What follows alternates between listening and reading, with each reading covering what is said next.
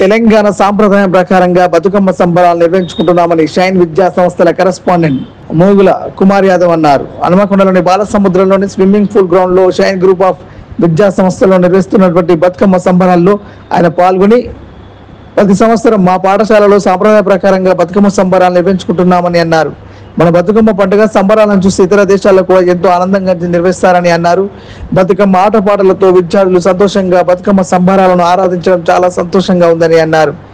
ఈ కార్యక్రమంలో ఉపాధ్యాయులు, విద్యార్థులు తదితరులు పాల్గొన్నారు.